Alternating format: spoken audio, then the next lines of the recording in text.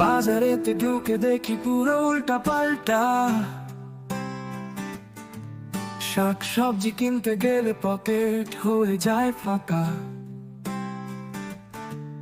কোনো কিছু কিনলেও মনে হয় কিনেছি স্বর্ণ।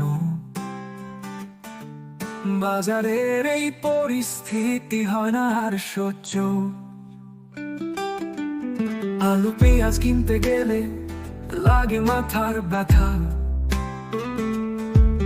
টমেটোতে লেগেছে যেন সোনার দামের ছাড়া। ভাবছি আমি কি করে বাঁচবো এই পরিস্থিতি ভীষণ। বাজারের মহামারী শাক সবজির এত দাম। কিভাবে চলবে এই জীবন ভাবতে গিয়ে হাঁপিয়ে যায়। কতদিন চলবে এমন ক্ষুধার জ্বালায় ভেজা রাত। বাজারের এই অবস্থা আসলে কার বাজারি খেলা। প্রতিদিনের বাজার যেন একটা মজা কারখানা। কেউ জানে না কিভাবে পাবে এই পরিস্থিতির সমাধান। টাকা হলো অল্প, বাজারের দাম বেশি, কিনবো কিভাবে? বাজারের এই অবস্থা দেখে মনে হয় এক মহাভারীর ছলনা।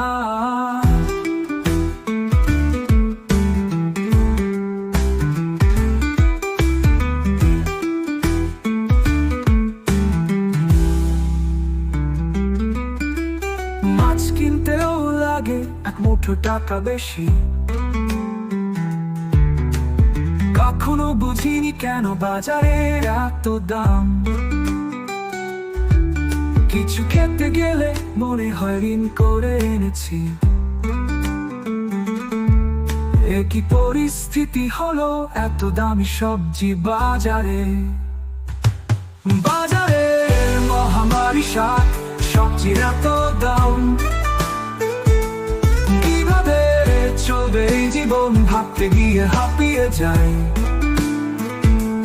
কতদিন চলবে এমন ক্ষুধার জ্বালায় ভেজা রাত। বাজারের এই অবস্থা আসলে কার বাজারি খেলা। গরিব না খেতে পেয়ে মরছে। আর যতদিন যাচ্ছে বাজারে অনেক কিছুর দাম বাড়ছে।